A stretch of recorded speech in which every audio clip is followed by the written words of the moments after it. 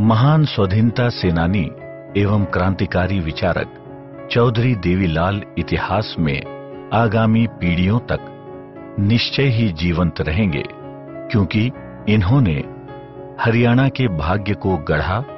उनकी दृष्टि व लक्ष्य उच्च थे, जो इनके क्षेत्रों में जीवट थे।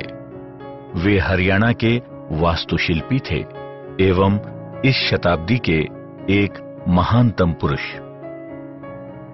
25 सितंबर 1914 को एक जमींदार परिवार में जन्मा वो एक ऊर्जावान, उल्लासी एवं विनीत बालक था, जिसने लोगों के दिलों पर राज किया। वो कबड्डी, कुश्ती तथा फुटबॉल जैसे सक्रिय खेलों में बहुत रुचि रखता था।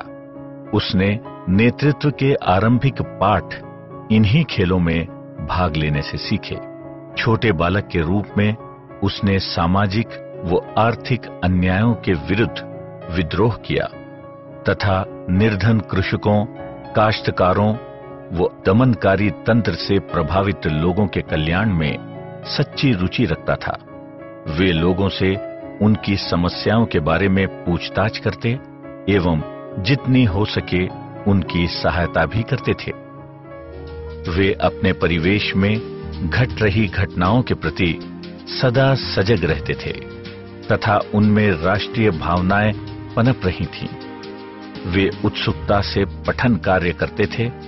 उनके निर्माणात्मक वर्षों में स्वतंत्रता आंदोलन वह क्षण था जब वे अपने समय के दैनिक समाचार पत्रों वंदे मातरम, प्रताप व मिलाप का प्रतिदिन पठन करने लगे। वे अपने छात्रावास में इन प्रतिबंधित पत्रों के प्रति पाने के लिए किसी भी सीमा तक जा सकते थे तथा हर शब्द पढ़ते थे वो अपने मित्रों में प्रसारित करते थे। वे कांग्रेस दर्शनिकी के बारे में पारंगत नंदलाल के लेखों के बड़े शौकीन थे। महाविद्यालय में अध्ययन के दौरान वे महात्मा गांधी के विचारों एवं लेखों से प्रेरित हुए। उनके जीवन में सबसे महत्वपूर्ण बौद्धिक एवं भावात्मक प्रभाव संभवतः गांधी जी का ही था। उन्होंने अन्याय, निर्धनता एवं विषमता के विरुद्ध दृढ़ प्रतिबद्धता से कार्य किया। चौधरी देवीलाल एक लंबे एवं सुगठित व्यक्ति के रूप में बड़े हुए। वे सीधे एवं विनम्र, ईमानदार किंतु कार्य के प्रति समर्पित थे। वे लोकतंत्र की भावना का प्रतिनिधित्व करते थे। वे अपने वचन का पालन करते थे। जैसा वे कहते थे वैसा ही किया करते थे। चौधरी देवीलाल में सामाजिक कार्यकर्ता की सहृदयता का समावेश था। उनमें युद्ध में किसी सेना नायक जितनी गतिशीलता थी। अत्यधिक सुस्पष्टता से सिद्ध हो गया कि वे गुणों एवं योग्यता के धनी थे, जिनसे वे राजकीय उच्च पदों पर आसीन रहे।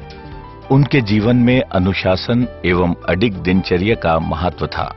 वे सहज मुस्कान वाले भले व्यक्ति थे और उन्हें दूध अत्यंत प्रिय था।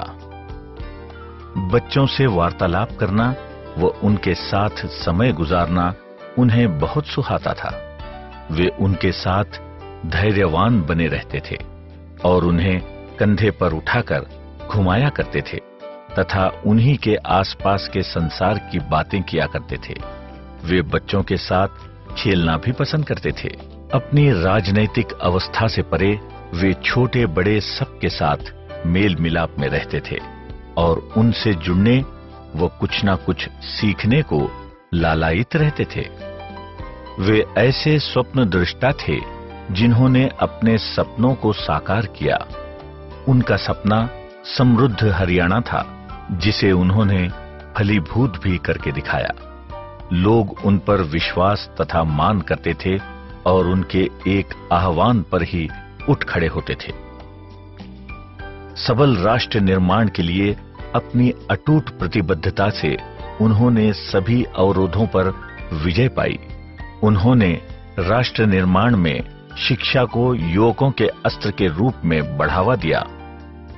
राष्ट्र निर्माण के रूप में ग्रामीण अर्थव्यवस्था की अवस्था सुधारना आवश्यक था, जिसके लिए उन्होंने स्वयं को गंभीरता से समर्पित कर दिया।